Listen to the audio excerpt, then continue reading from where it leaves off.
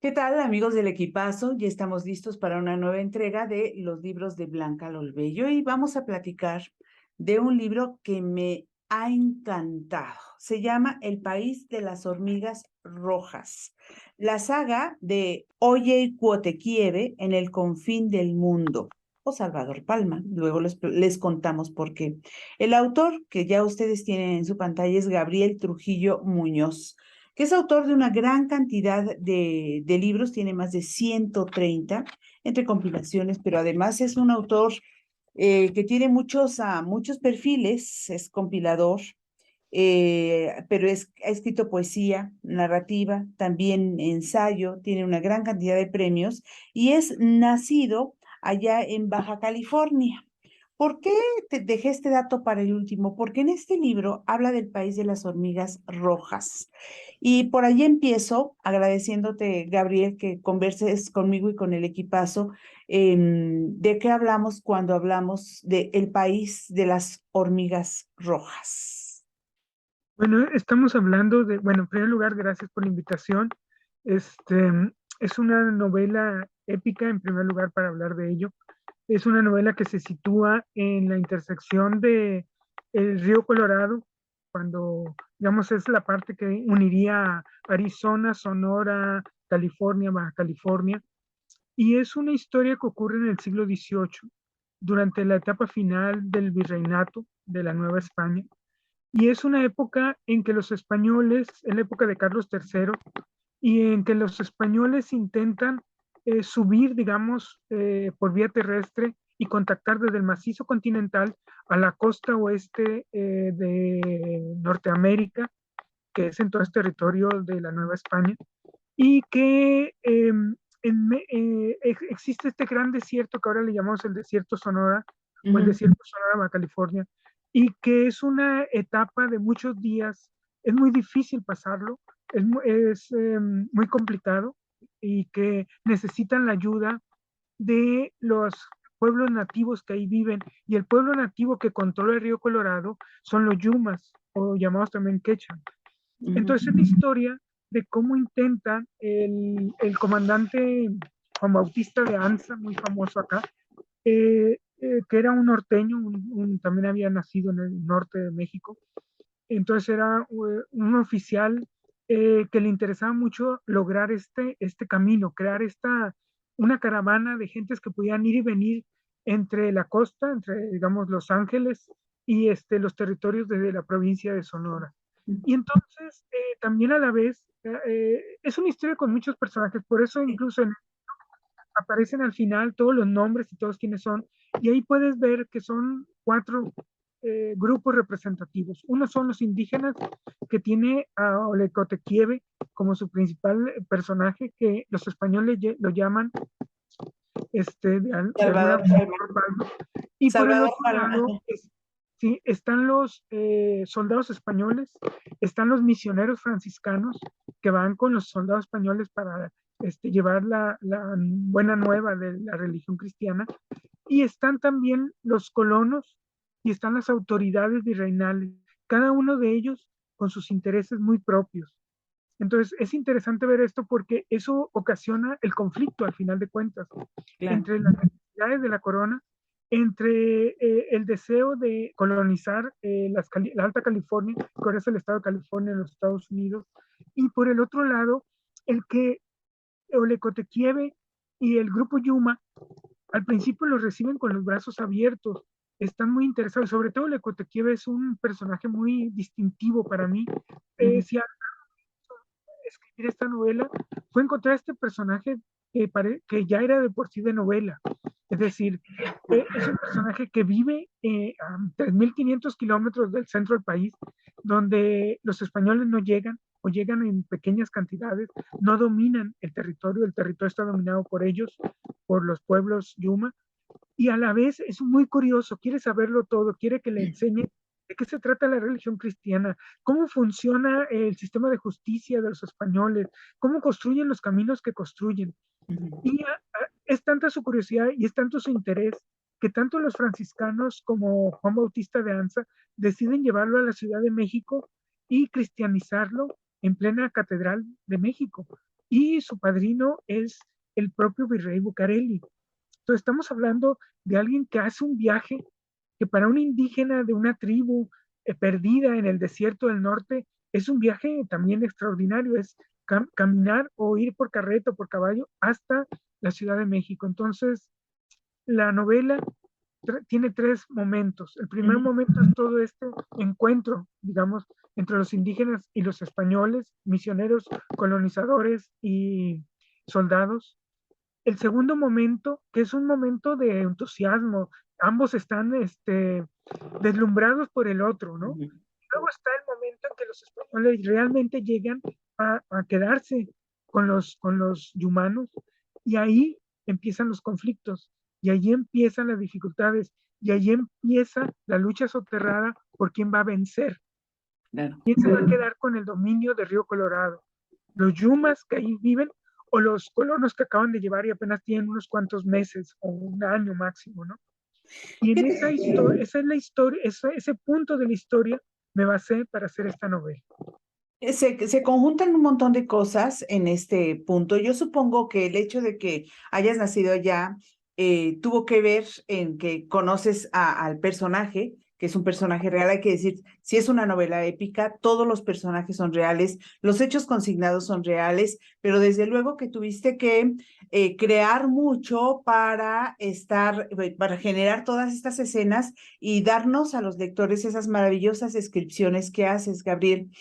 Se conjunta, todo empieza también y tiene que ver y mucho la expulsión de los jesuitas, ¿no? Como un principio básico, digamos, para que lleguen los franciscanos y luego este acercamiento y este encandilamiento de quien fuera después de ser bautizado, Salvador Palma, por los españoles, que está de verdad encantado, quiere que su pueblo sea como esos señores hasta que llegue el momento en el que se decepciona. Pero lo impresionante es que dos cosas. Una, que la historia es real y dos, la forma en la que Gabriel Trujillo Muñoz logra recrearla. Te voy a decir algo.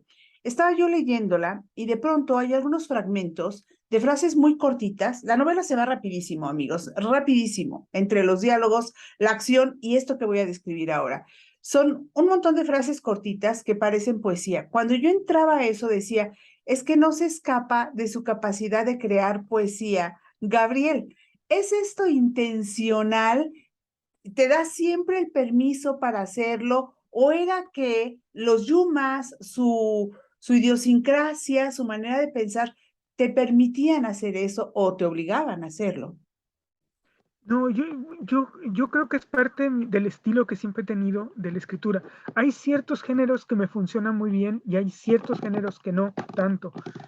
Yo creo que el término épico funcionaba, pero también funcionaba porque el desierto te da esa idea de ser escueto, entonces de Ah, aventar ráfagas de frases, pero cada frase debe tener un peso específico. En ese sentido tienes toda la razón. Tiene mucho que ver con mi también ejercicio poético, sí. pero si lo ves, funcionan para ubicarte en el espacio, para ubicarte en el paisaje, para ubicarte en el ambiente, pero también para ubicarte en los sentimientos y emociones que se están generando en ese momento.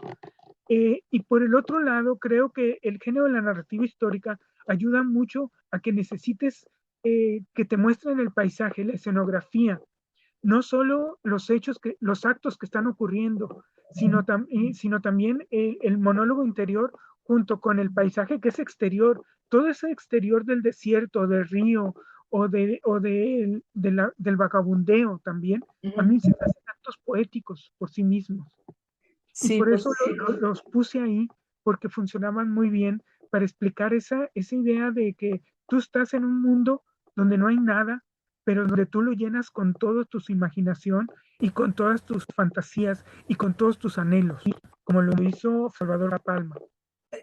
mucha gente no conoce la historia de los Yumas, esta historia de Ole Kuotekieve, por supuesto, y tampoco conoce el desierto, ¿no? Así como nos lo estás describiendo. Fue la recreación de de todos los paisajes, incluso de las batallas. En ese momento, estamos hablando de ese siglo XVIII, fue el gran reto de la novela, ¿o cuál fue como el gran reto para Gabriel?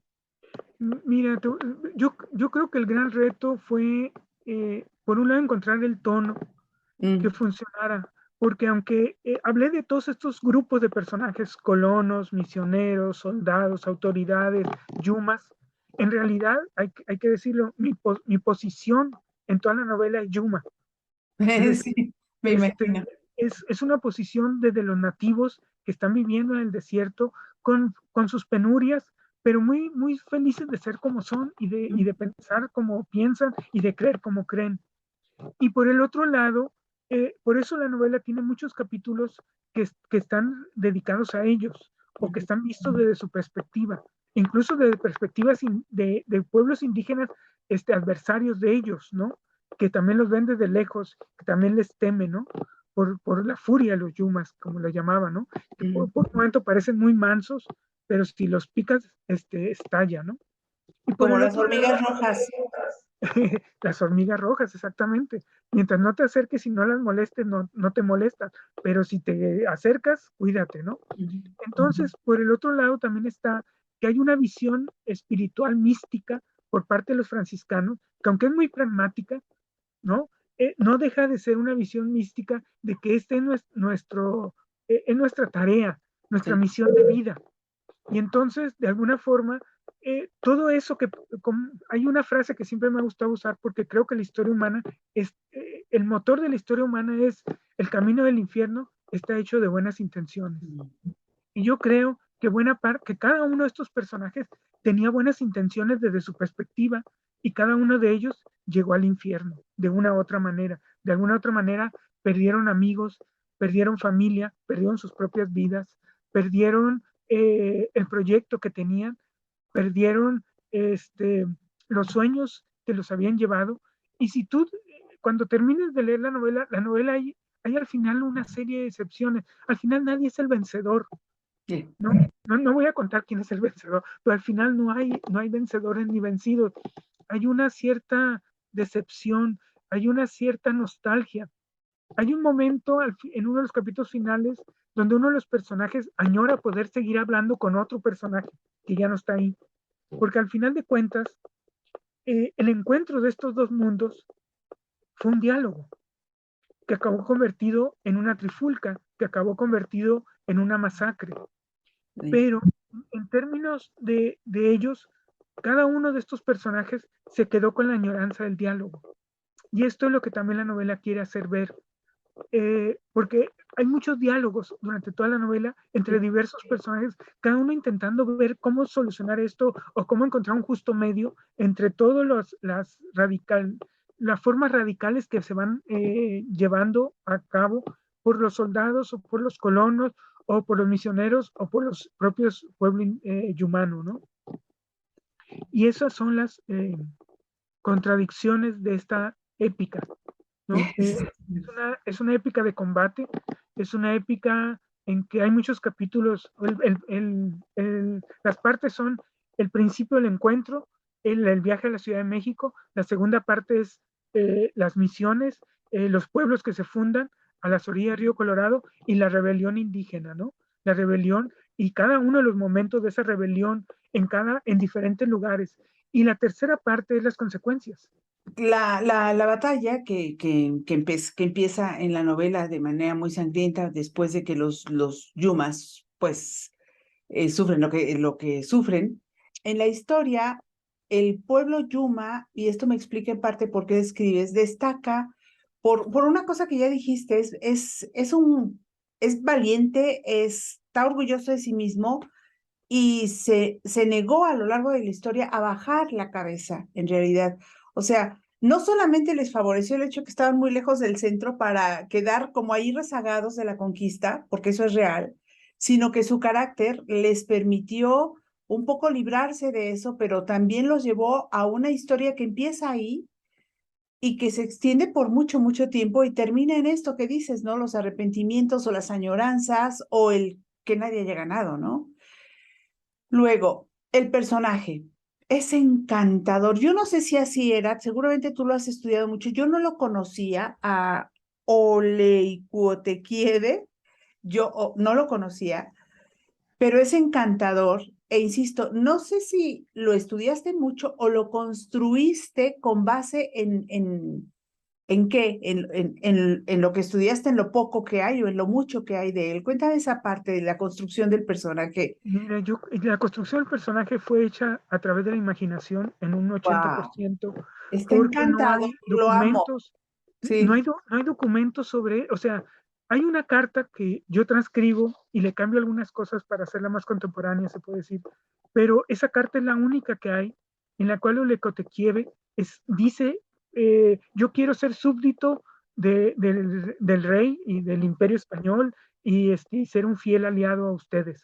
Pero esa carta fue escrita por Francisco Garcés en cierta manera, o sea, él tuvo que transcribirla y el misionero desde luego debió haberle puesto de su cosecha porque se trataba de hacerlo ver lo más favorablemente posible para que el virrey cuando leyera la carta se sintiera seducido, digamos, convencido por las palabras de Salvador Palma y pudiera ser invitado a la Ciudad de México y puesto frente al gran poder y que se diera cuenta de que esa Ciudad de México, de que entre su pueblo que vivía en la miseria, digamos, desde el punto de vista occidental, que Ujú, para ellos no era ninguna miseria, llegar y ver todas las catedrales y el zócalo y los edificios de piedra y los puentes y los acueductos y las multitudes, ¿no? Le iban a dar a entender que se iba a unir a un gran imperio. ujú. Pero por el otro lado, no hay información de Olecotequive, exceptuando lo que se habla en los diarios de Francisco Garcés, que dice, me traje, o de Bautista, que dice, en sus misivas, que dice, me traje al jefe indio, me puse a platicar con él a través de un traductor y se vio muy interesado en esto y en aquello. Pero no hay nada de su personalidad, de su carácter, más, pero todo eso me hizo ver una sola cosa. Era un ser muy curioso, Sí. era un ser ávido de novedades, de conocimientos, de informaciones. Y eso, desde ahí, desde ese pequeñísimo hilo, tejí todo lo demás. Eso fue lo que Entonces, me así encantó. O construí el sea, de ahí personaje. surgió la idea de la novela.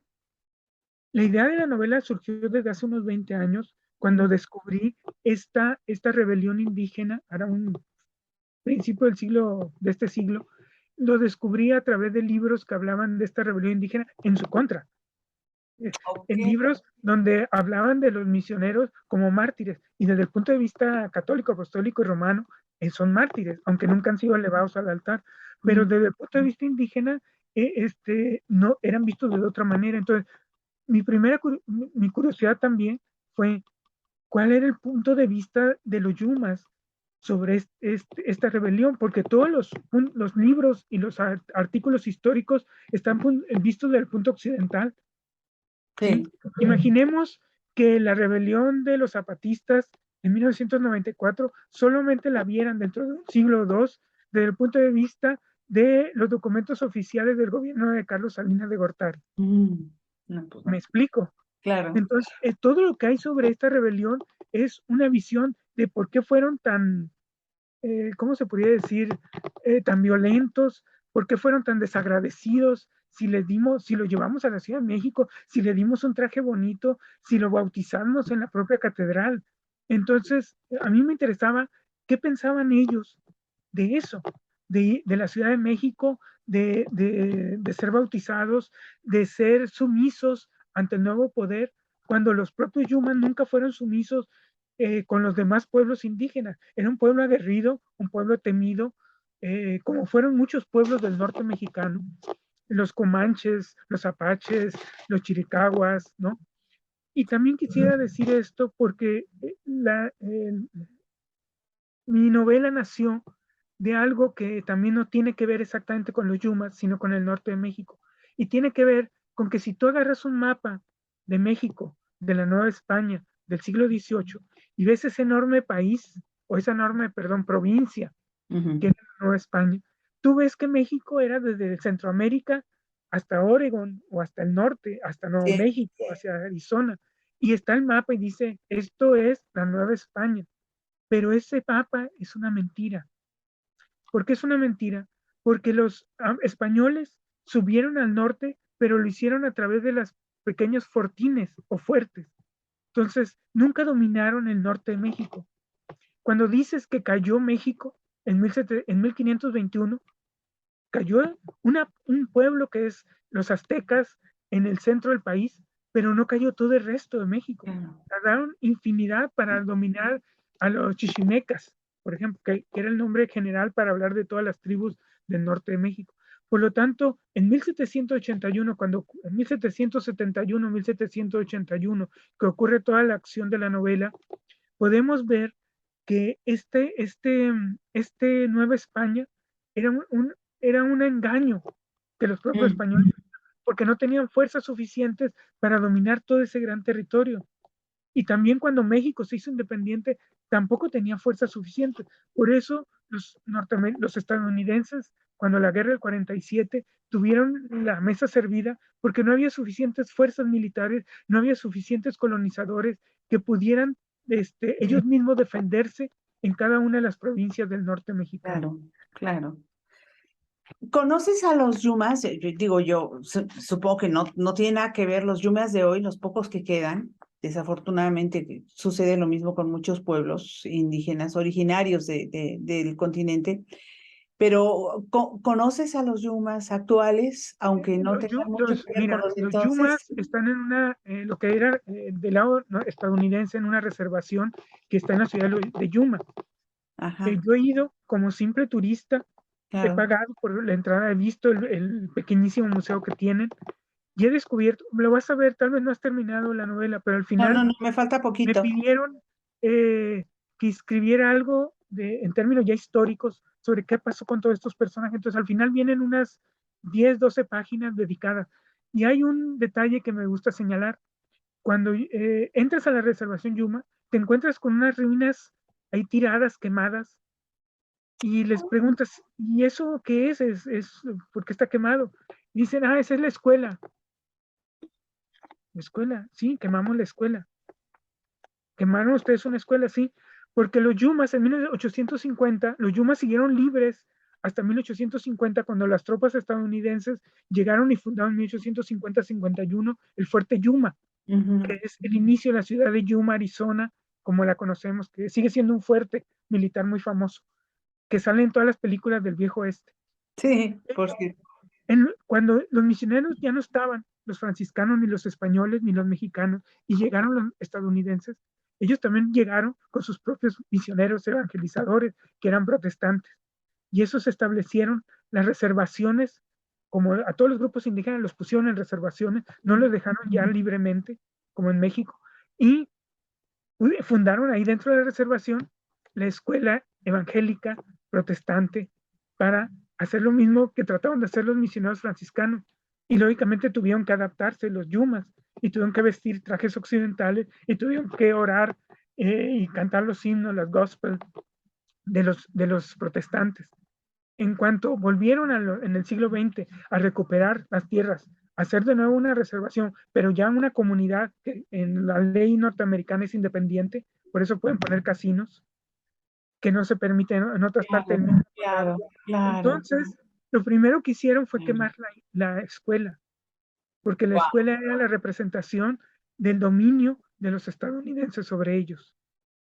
¿Y qué poder Volvieron a hacer lo mismo, ya no violentamente, simplemente ya no había evangelizadores, quemaron la escuela y la dejaron así. ¿Por qué no reconstruyen? Dicen los historiadores de Yuma, porque no nos interesa, es un recuerdo de nuestro dolor.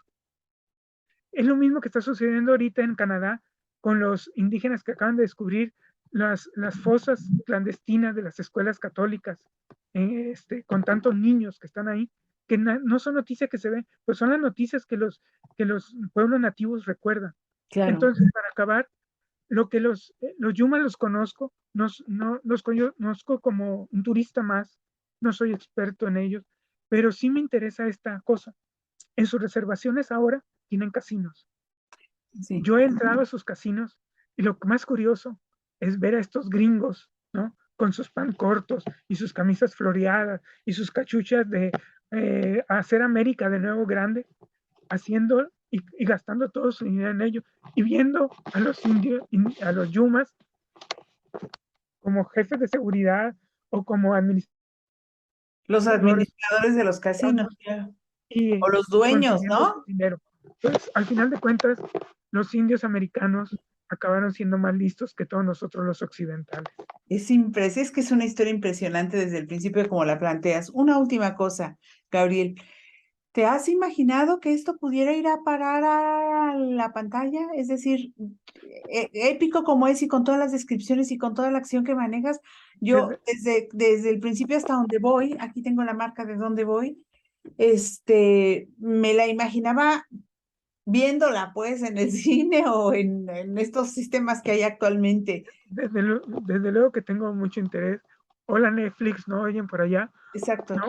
exacto, Este, sí, porque yo creo que más bien tendría que ser una miniserie, una serie, ¿no? sí, Porque sí, es una historia muy complicada, con muchos cambios, muchos lugares, ¿no? Muchas historias y muchos años. Es una historia que concluye en la novela en 1811 y empieza en 1800, en 1870 más o menos. ajá, Es una historia de un Olekotequiebe joven, lleno de ímpetu, entusiasmo, pasión, y acaba con un Olekotequiebe ya anciano.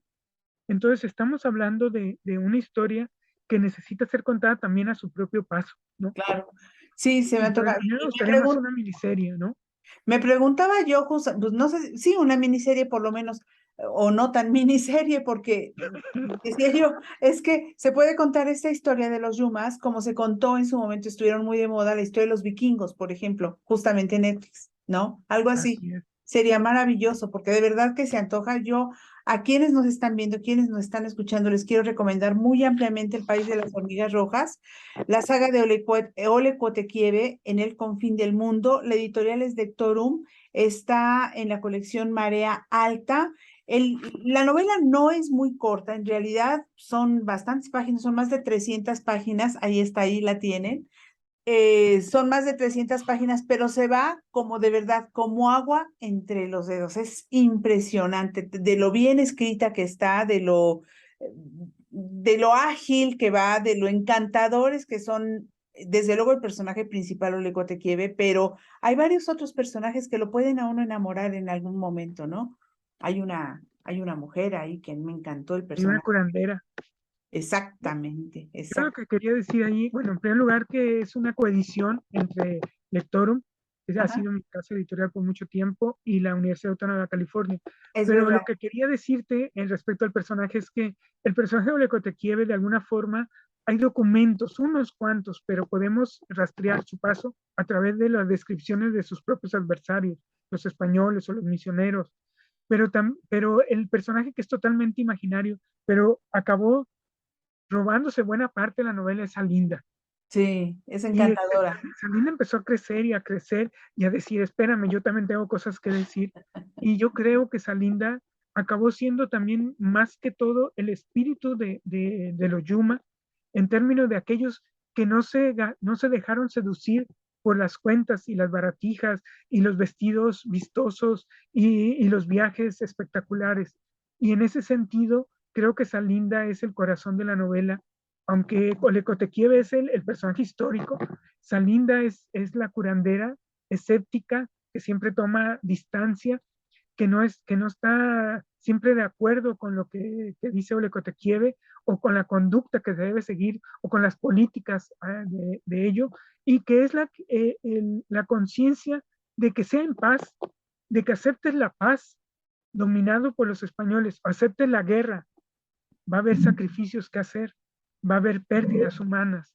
Y eso, y al final, ustedes los guerreros, como ella dice, festejan el triunfo o la derrota, pero nosotras las mujeres, dice, son las que tenemos que curar a los heridos o enterrar a los muertos.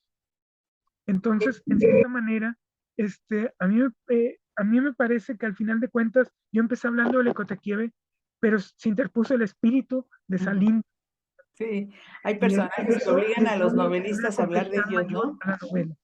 Ajá. Ella dice, y creo que esto lo resume muy bien, el espíritu, en más de una ocasión a lo largo de la novela, dice ella, soy libre, ¿no? Sí, sí, Bueno, es libre sin necesidad de ser otra cosa, así de es, cambiar el vestido, las creencias, las conductas, los rituales. así es. Es encantador el personaje. Bueno, pues amigos, El País de las Hormigas Rojas, la saga de Olecguatequieve en el confín del mundo es de Gabriel Trujillo Muñoz, se las recomiendo de verdad muchísimo y Gabriel, te quiero agradecer infinitamente que hayas conversado conmigo, con el equipazo y desde luego pues adelante, ojalá que pronto la podamos ver en alguna de, Me pues en encanta. Netflix, Si que es la alguien más... trabaja para Netflix, HBO o alguna empresa mexicana que le interese, aquí estamos dispuestos a ello, porque lo que se trata es de que esta historia quede en los libros, pero también la descubran el resto de México y descubra que hay muchas historias periféricas que vale la pena contar y que Vale, ahí vale la pena leer y vale la pena descubrir. sí, yo estoy Muchas convencidísima de eso. gracias, Blanca, por tu invitación. Si yo trabajara en Netflix, yo diría, vengan, esta, pero no es el caso. Así es que ojalá que alguien que sí lo haga, o en alguna de esas otras cadenas, diga, a ver, que le pique la curiosidad lo suficiente y se aquí quede tan encantado como yo estoy. Gabriel, muchísimas gracias. Muchas gracias, Blanca, y estamos en contacto para lo que se te ofrezca. Un saludo Desde por luego allá. que sí. Igualmente, hasta luego. Hasta luego.